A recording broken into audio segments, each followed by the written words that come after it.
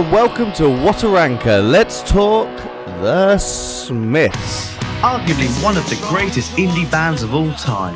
Active for only half a decade in the 1980s, the Smiths crafted a timeless body of work that continues to resonate with every new generation. With Morrissey's poetic, introspective lyrics and Johnny Marr's jingly, jangly, inventive guitar work, they created an astonishing run of intelligent, emotionally charged, and irresistibly catchy pop songs. Since the band split, Marr has joined bands like The, Modest Mouse, and The Cribs, whilst Morrissey has joined forces with such talents as Joey Barton and the For Britain movement. There are no two ways about it. Morrissey has become a polarising figure. Many fans who once saw him as a voice of the left feel a sense of betrayal, as if their hero turned his back on them. Now, I wasn't around in the 80s, so my perspective on the Smiths is retrospective, and honestly, his shift isn't entirely shocking. Think about the traits of men who drift towards the far right: loneliness, bitterness, alienation, a sense of being left behind. Sound familiar? That's basically a big chunk of Morrissey's songwriting in the Smiths. Now, this isn't to say the Smiths were a right-wing band, far from it, but their music wasn't overtly political. It was deeply personal, dealing with emotion, longing and frustration, but the seeds of his later bitterness were always there. The Smiths for a while were a perfect, combustible collaboration between Marr and Morrissey. For those few years they were together, they were unstoppable. It's hard to argue they even have a bad song.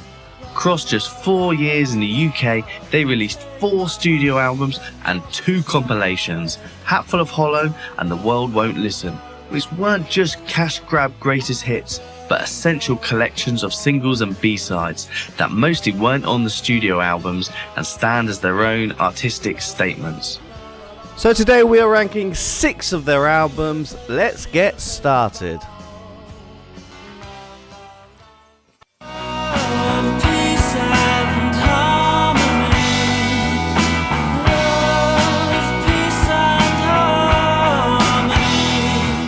In last place I have Strangeways, Here We Come, the Smiths' final album. I've read that this is both Johnny Marr's and Morrissey's favourite Smiths record, but personally, I don't quite see it. While it has some truly great tracks, I Started Something I Couldn't Finish, Stop Me If You've Heard This One Before, I still think it's their weakest collection of songs overall. If there's one criticism you could level at the Smiths, it's that they rarely deviate from their signature sound. Marr writes the music, Morrissey sings over it, and they don't mess much with the formula. That approach gave us countless brilliant pop songs, but after a while, even the best bands need to evolve to avoid stagnation. Strangeways does attempt some experimentation. There's more eclectic instrumentation, synthesized saxophones, keyboard strings, drum machines, and less of Marr's trademark jingly jangly guitar. Still, the core Smiths sound remains intact. The sonic shifts mostly work, but the Smiths have always been a song-driven band, and the quality of the tracks ultimately dictates how good a Smiths album is. Girlfriend in a Coma is fine, but it never stood out to me, whilst Death of a Disco Dancer has a fantastically chaotic outro that I love. The second half of the album dips slightly, though the closer I Won't Share You is a classic Smiths gem. Marr left the band before the album's release, reportedly due to Morrissey's difficult nature and his baffling desire to cover Cilla Black songs. Still, Strangeways is a good album.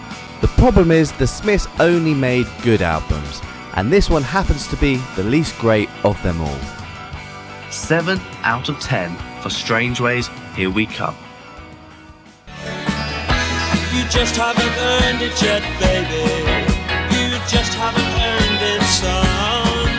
You just haven't earned it yet, baby.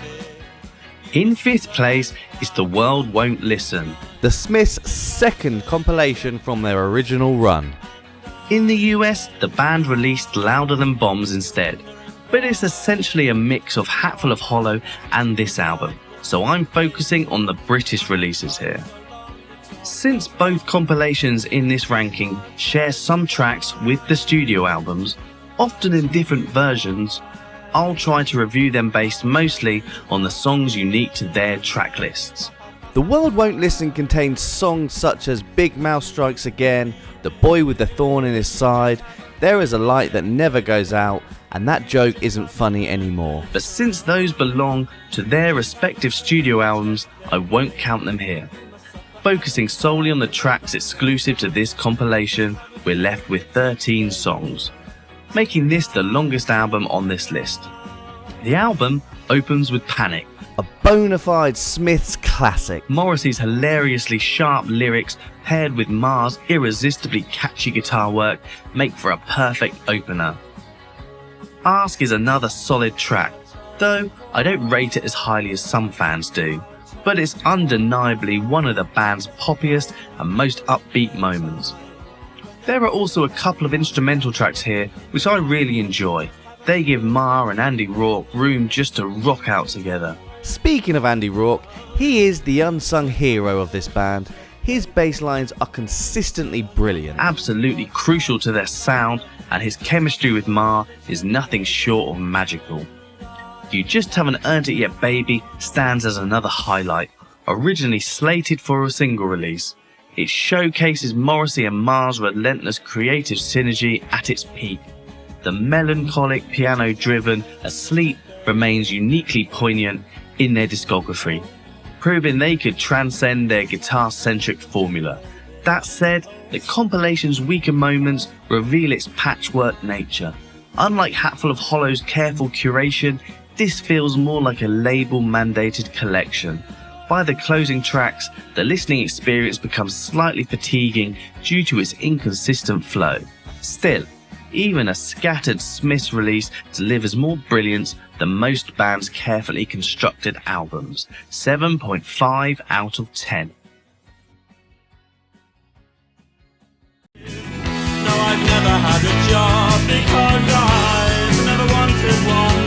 I've seen you smile, but I've never really heard you laugh. Taking fourth place is the band's self-titled debut. Yes, the production is famously lackluster, flat and muddy sounding, but the songwriting is top-notch regardless. This band came fully formed out of the gate in terms of songwriting and band performances. Whilst not as polished as all their other albums, it's already overflowing with brilliance. Now, the version of the Smiths I bought on iTunes in the noughties had This Charming Man on it. If you walk into a shop and bought the Smiths album today, it would feature This Charming Man. And if you bought this album in the USA in the 80s, it would feature This Charming Man.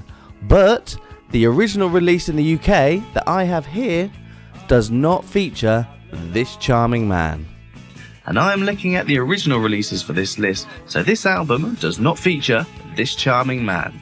So no, the iconic single isn't part of this rating. However, this album does feature stone cold classics like What Difference Does It Make, Hand in Glove, and Still Ill.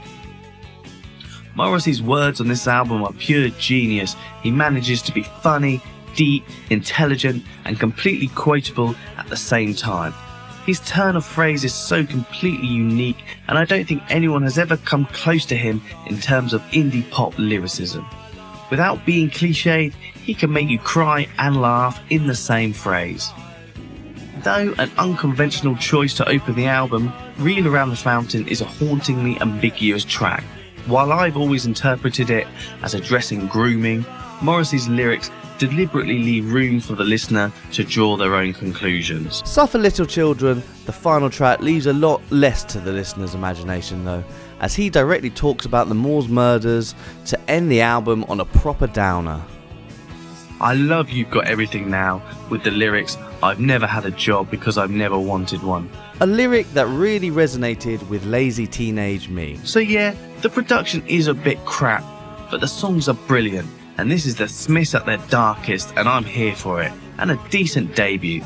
The band, and especially Morrissey, were not happy with the album, and in less than a year they released the compilation Hatful of Hollow, which helped convince anyone who maybe didn't quite get this debut album that they really were the best new band of the moment. 7.9 out of 10 for the self-titled The Smiths.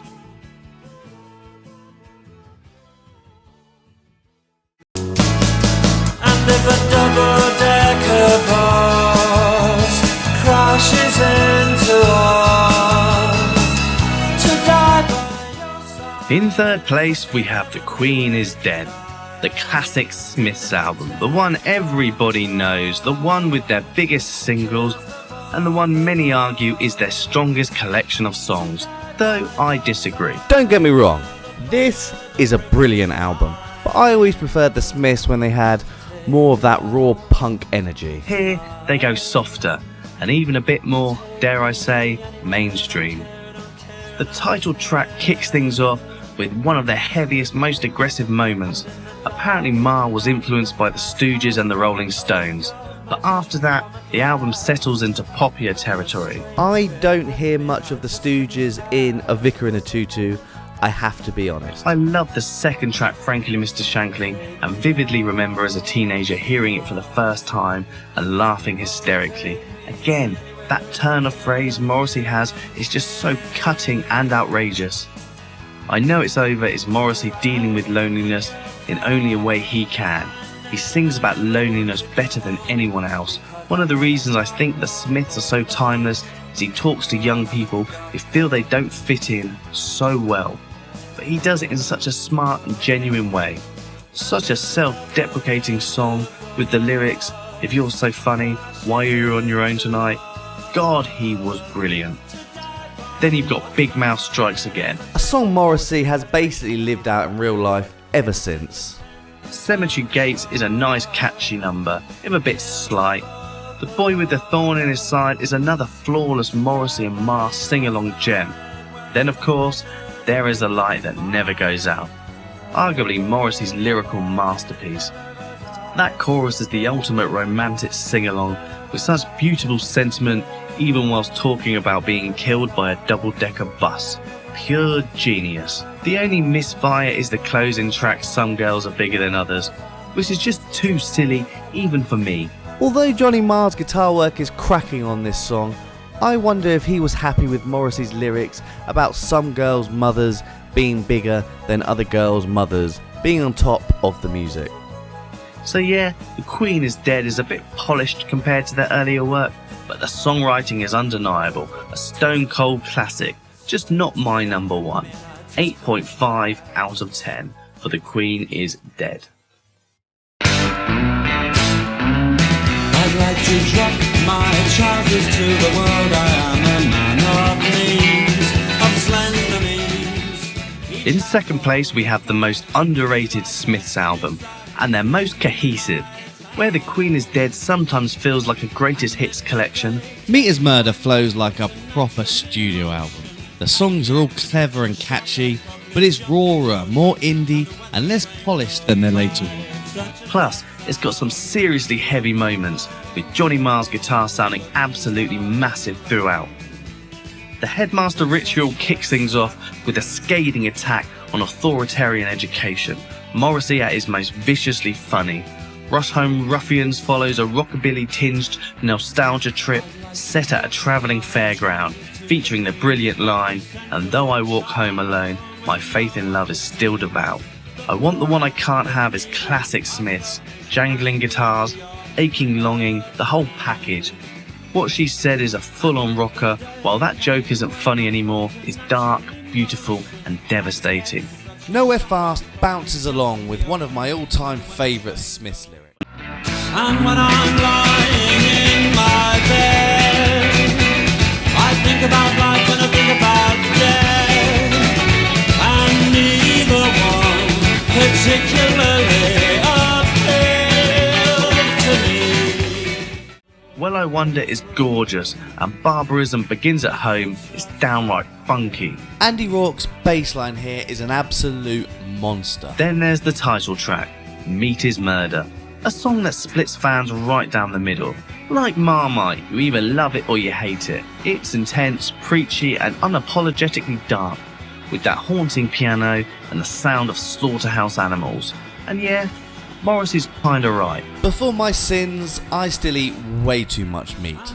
Still, as an album closer, it's powerful. I love this record, 9 out of 10. And if we were only counting studio albums, this would easily be my number one.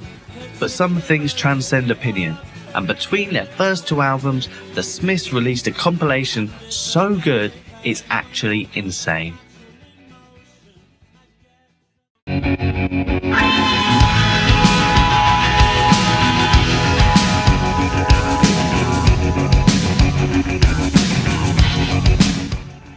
I must admit, I don't know any other bands that released a singles and B-sides compilation just 9 months after their debut album. But that's exactly what the Smiths did.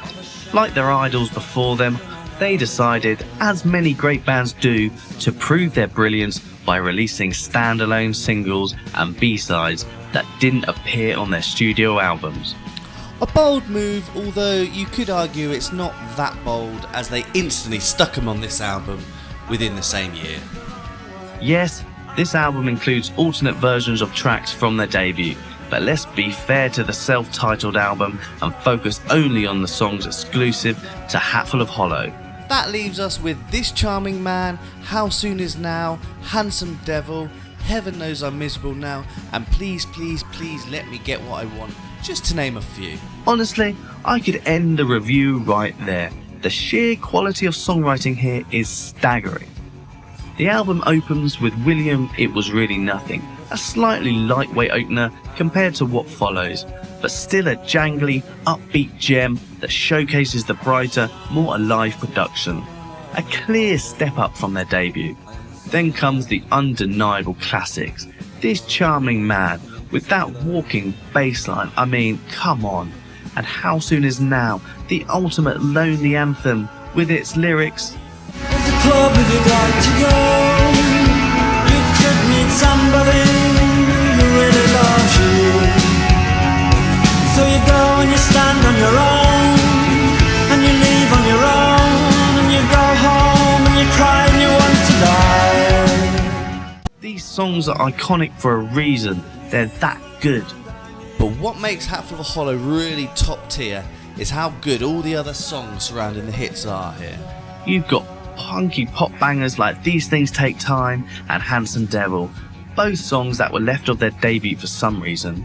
Slower numbers like Accept Yourself and the undeniably brilliant This Night Has Opened My Eyes, a song that could be my favourite Smiths song these days. Back to the Old House is a nice number that also features here, a track that's oddly popular on Spotify. TikTok's doing, I assume. But every generation finds the Smiths and devours their quality catalogue, so it's no surprise they are still so popular. And then there's the closer, Please Please Please Let Me Get What I Want. Pure perfection. What a way to finish this masterpiece. Morrissey and Marr at their most distilled and pure. As a fan of great pop, it doesn't get much better than this. That's why I'm giving Hatful of Hollow a big fat 10 out of 10. Okay, so thanks for watching. If you like this video, maybe you could subscribe and let me know your ranking. And I think I'm going to do XTC next, but if there's any artists you would like me to do a ranking for, let me know. Now, go listen to some Smiths.